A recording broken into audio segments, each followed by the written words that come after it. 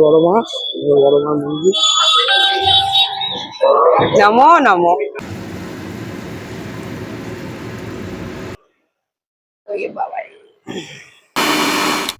Hello, এখন বাজে 1:30, প্রায় 1:40। আজকে আমার ম্যাডামের মনটা খারাপ। তো ম্যাডামের মন খারাপ হলে তো ম্যাডাম নিজে বলে না। আজকে ব্লগটা দেখে বুঝলাম, তাই বললাম চলো একটুখানি ঘুরু ঘুরু করে আসি, তাহলে মুখটা ভালো হয়ে যায়। ওই জন্য নিয়ে বেরোলাম, কি তাই তো? হুম হুম।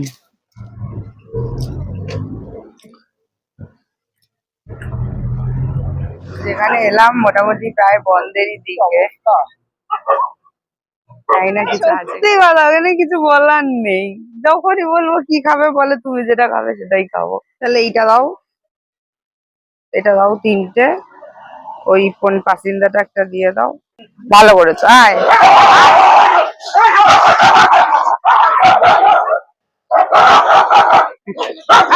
এই,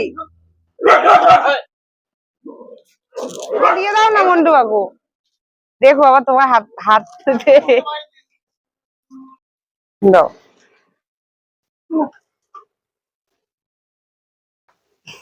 হ্যাঁ, এতক্ষণ মারপিট করে তোমার হলো না? আবার এসে দাঁড়িয়ে রয়েছো, আমি ডাকিনি।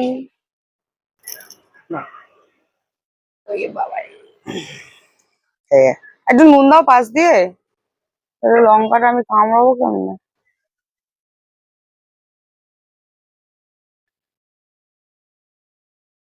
হ্যাঁ, দিয়ে দাও, দিয়ে দাও, ওখানে দিয়ে। হুম, এটা হলো ভালোবাসা, এটা আমার জন্য।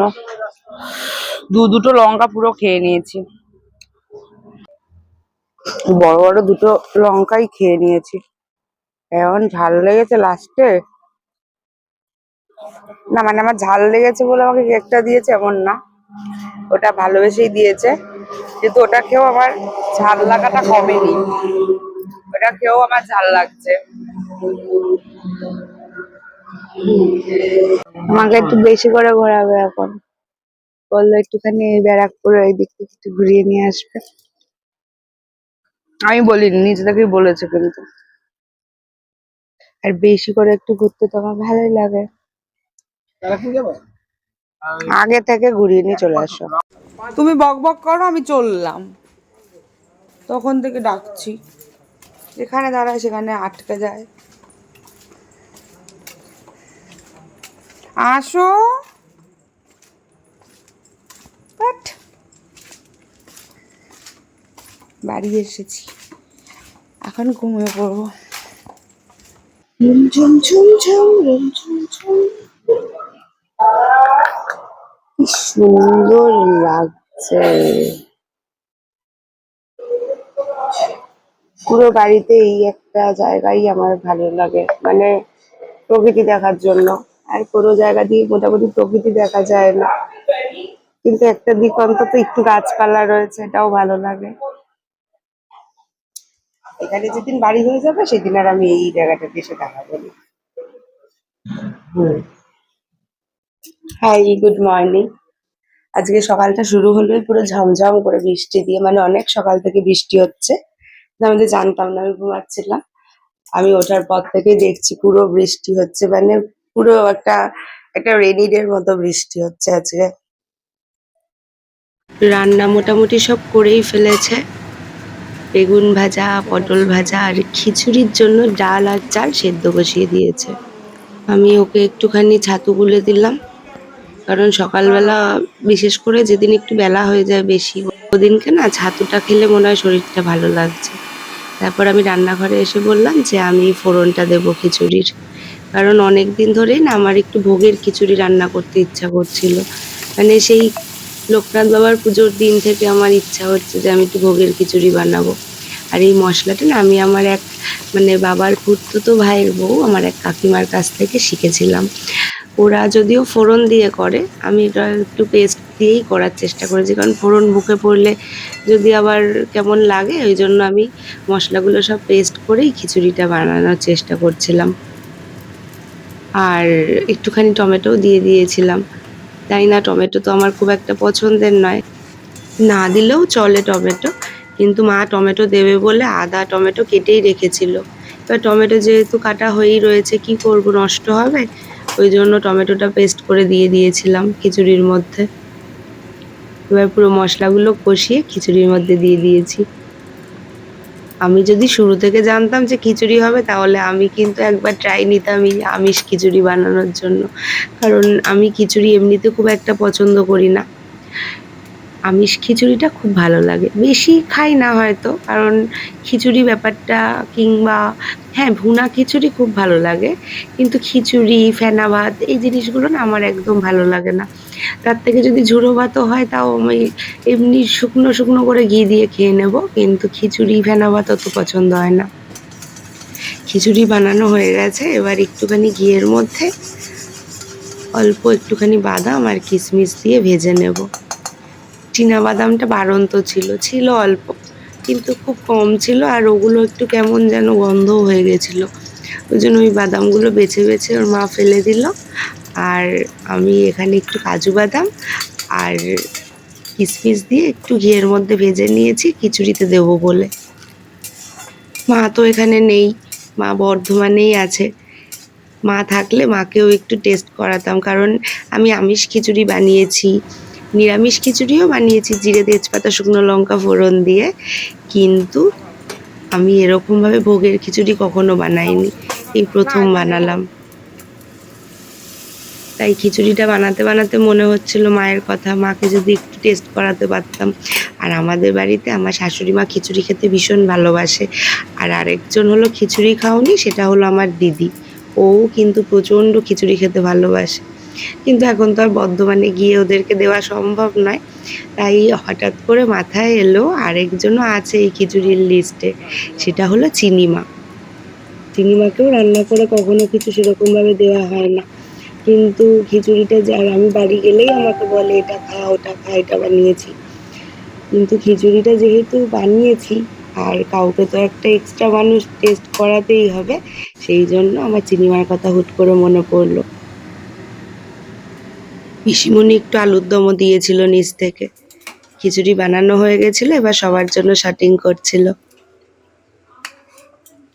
আমি যখন বললাম যে একটু চিনিমাকে পাঠাবো, তারপর আরো আলাদা করে একটা এক্সট্রা বাটি নিল, নিয়ে খিচুড়ি বেড়ে রেখেছিল। আর আমি এদিকে ঘরে এসে টুবাই দাদাকে ফোন করে বললাম যে তুই কিন্তু দোকান বন্ধ করে তার আসার সময় অবশ্যই চিনিমার জন্য একটু খিচুড়ি নিয়ে যাবি। পিসিমণির একটু আলুর দমও দিয়ে দিয়েছি অল্প করে, একটু বেগুন ভাজা, পটল ভাজা, আর অল্প একটু খিচুড়ি, শুধুমাত্র টেস্ট করার জন্য। হ্যাঁ, আমি বুঝতে পারিনি। আরে আমার মাথাতেই ছিল না, যখন গায়ে জল দিলাম তখন ফট করে মাথায় এলো। নিলাম তোমার কাছ থেকে। মানে ঠান্ডা জল গায়ে পড়লে, ঠান্ডার সময় এরকম না যে গরমকালে ঠান্ডা জল, মানে আজকে যেমন বৃষ্টি হয়েছে বলে ওয়েদারটা একটু ঠান্ডাই আছে, ভালোই। ট্যাঙ্কির জল পুরো বরফের মতো ঠান্ডা, এই জলটা গায়ে দিলে হঠাৎ করে ছ্যাত করে ওঠে কি, এটা কিন্তু আমাকে বলবা যে ঠান্ডা জল দিলে মানে, মানে গায়ে দিলে তো ঠান্ডা লাগেই, কিন্তু ওটার রিয়াকশনটা কি, মানে ওটা তোমরা কি শব্দ ব্যবহার করো ওটা গায়ে দেওয়ার সময়, যে ছ্যাত করে উঠলো। আমি একদমই আজকে গিজারটা অন করতে, আমি ভাবলাম যে একটু গরম জল করে নেব, আমার গলায় ব্যথা, গলার আওয়াজটাও নাকে নাকে হয়ে গেছে, এটা আমার র্যান্ডম চলতেই থাকে। কিন্তু আমি ভেবেছিলাম যে একটু ঠান্ডা জলটা একটু কাটিয়ে নিয়ে অল্প একটু গরম গরম উষ্ণ হয়ে যাবে, এটা দিয়ে স্নান করব। আমি ঢুকে গেছি বাথরুমে, এবার আবার জল, মানে আবার সুইচ দেওয়ার জন্য বেরোবো কিংবা কাউকে বলবো, সবাই বসে টসে রয়েছে, সবাই ঘরের ভিতর রয়েছে। ওই জন্য আমি ফার্স্টে একটুখানি মাথাটা নিচু করে একটু মাথায় জল দিয়ে একটুখানি ঠান্ডাটা মানে একটু ইয়ে করে নিলাম, কিন্তু তারপরে ভাবলাম যে গায়ে দিই, তাহলে অতটা ঠান্ডা লাগবে না। ও বাবা, যেই গায়ে দিয়েছি ছ্যাত করে উঠলো পুরো। এসেছে, বলছে আমি কখন থেকে দাঁড়িয়ে রয়েছি। কোথায়? আরে আয়। কি রে বাবা? হ্যাঁ, তো আমি ওইখানে যাবো বললাম নাকি? আমি তোকে বললাম না এখানে আসতে নিচে? তুই গাড়ি আনিসনি? গাড়ি আনিসনি? তাহলে তো একটু আমাকে ঘুরতে নিয়ে যেতে পারতিস। বাবা ডিম আপনি দিছে তো খিচুড়ি। আরে প্লাস্টিকটা রয়েছে। যা যা যা যা। খাওয়া হয়ে গেছে? না না, ও আসবে তারপর খাবো। দাঁড়ি গল্প করছে। আমার কপাল, কি করবো বল। ওকে পাঠা পাঠা, আসল বাবা যায়নি তো এখনো। ঠিক আছে, যা, টাটা।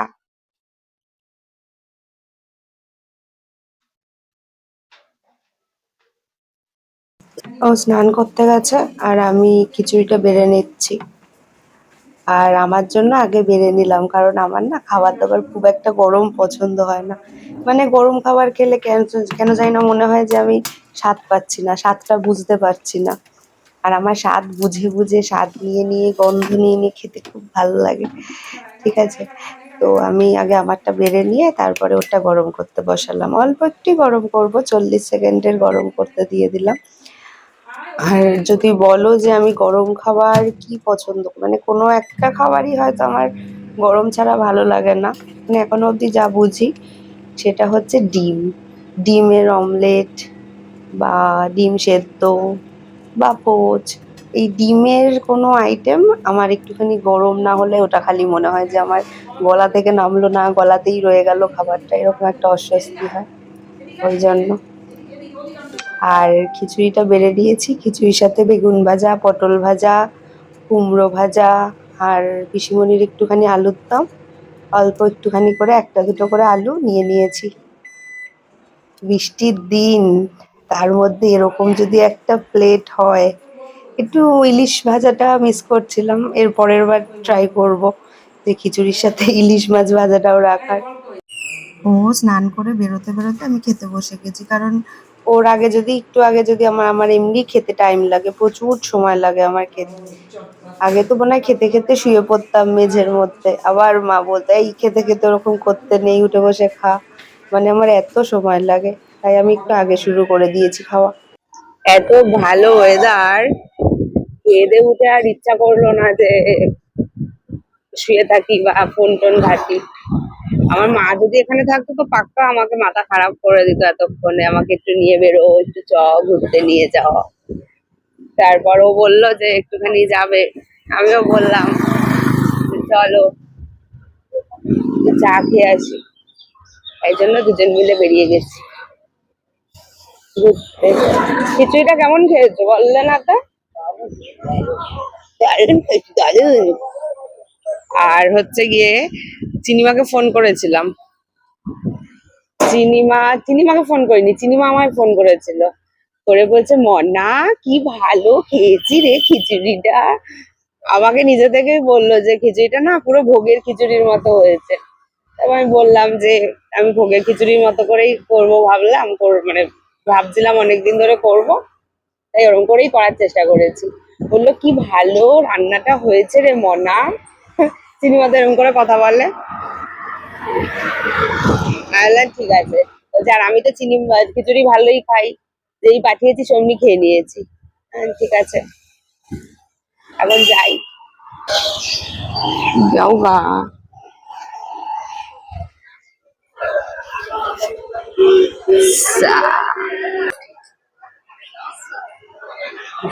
এলাচি গুঁড়ো দেবে না, দেবে না, দেবে না।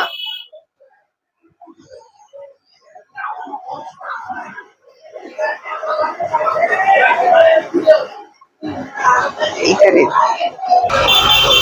এলাচের গুঁড়োটা দিতে বারণ করেছি বলে আমাকে আবার একটু কেশর দিয়ে দিল ওপর দিয়ে। হয়ে গেছে চা খাওয়া। আমি তোমাকে নিয়ে যাবো আজকে, ভাড়া লাগবে না, 10 টাকা দিয়ে দেবে আমাকে, ঠিক আছে? ঠিক আছে, চলো। যা কাদা।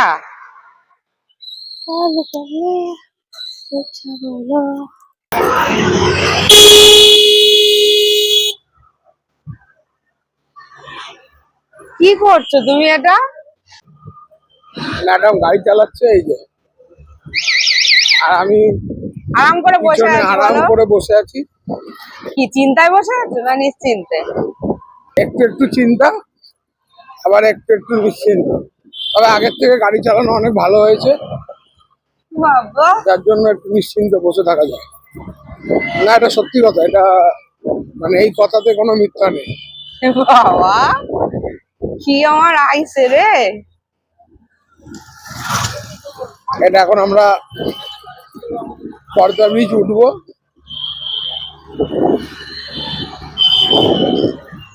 ঠিক আছে তো?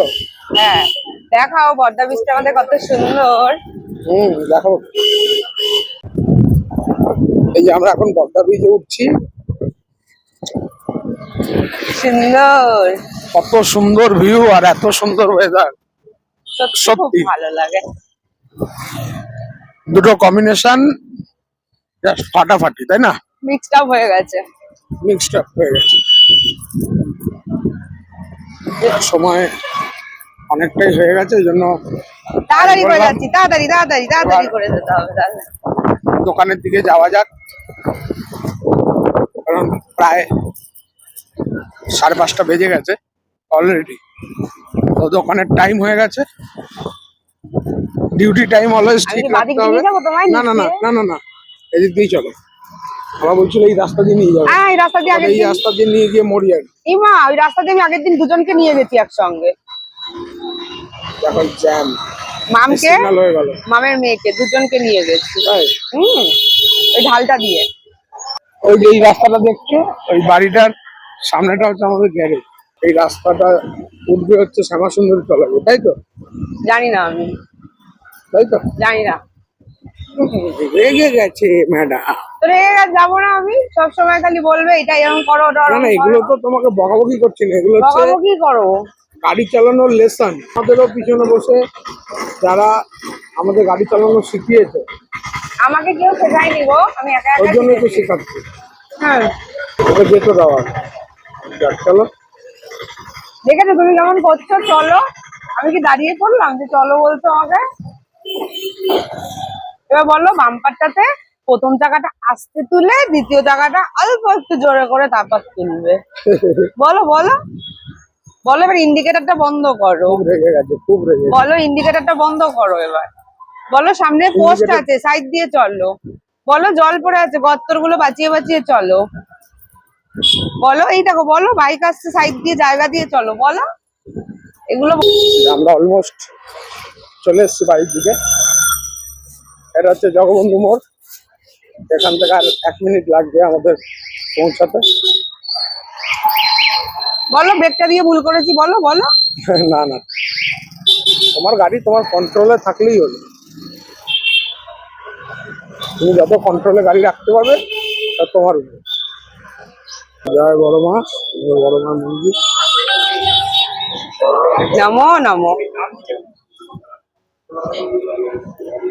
অলমোস্ট আমরা পৌঁছে গেছি আমাদের দোকানের দিকে। এবার আমাকে নামিয়ে দুজন বাড়ি চলে যাবে। এই দেখো রিঙ্কু তো বসে। চাটা বানাতে হবে না নতুন করে, আর আজকে ওটাই বলছিলাম আমি। আমি জানি না আমার এই মানে আসলে আমি এখনো স্পিকারটার সাথে ইউজ টু হতে পারিনি। এখনো আমি বুঝতে পারি না, অনেক সময় সুইচ অফ থাকে, সুইচটাকে অন করতে ভুলে যাই। তো যাই হোক, ওই জন্য আবার আমাকে ভয়েস ওভার দিতে হলো। চাটা শুধু একটু গরম করলাম, আমরা যেহেতু দুটো চা এনেছিলাম, মানে দুটো কাপের চা এনেছিলাম, আর ওই কাপগুলো আরেকটু বড় এই কাপগুলোর থেকে, তাই এখানে 3 কাপ চা হলো। আর এই চাটা কিন্তু বেশ ভালোই লাগে খেতে। আমাদের এখানে আরেক জায়গাতেও চা পাওয়া যায় এরকম, কিন্তু ওই চাটা আর একটু ভারী হয়, ওর চাটাও আমার ভীষণ ভালো লাগে। কিন্তু এই চাটার মধ্যে একটা চা চা ব্যাপারও থাকে, আবার চাটা মোটামুটি ভারীও হয়, সুন্দর গন্ধও থাকে চাটাতে, আবার মালাই দেয়, শর্ট দেয়, সবকিছু মিলিয়ে এই চাটা আমার সত্যি ভীষণ ভীষণ ভালো লাগে। মাঝে মাঝেই সুযোগ পেলে আমরা চলে যাই কৃষ্ণার চা খেতে। আর আমার মনে হয় মোটামুটি পুরো নৈহাটিতে 90% মানুষ তো ওর চা ডেফিনেটলি খেয়েছে, এত ভালো লাগে চাটা। আর রানী ঘর থেকে রান্নাঘরে চলে এসেছে, এসে ওর বাটি থেকে নিজেই একটু দাঁড়িয়ে দাঁড়িয়ে একটু করে নিয়ে আবার নিচে গিয়ে বসে বসে খাচ্ছে। তারপরে আমি বললাম ওকে যে এইভাবে খাস না, এইভাবে কিন্তু খেতে নেই। ও তখন ব্যাস এবার বাটিটা দেখে নিয়েছে, আবার পিছন পিছন দৌড় দিল রান্নাঘরে, রান্নাঘর থেকে ঘরে।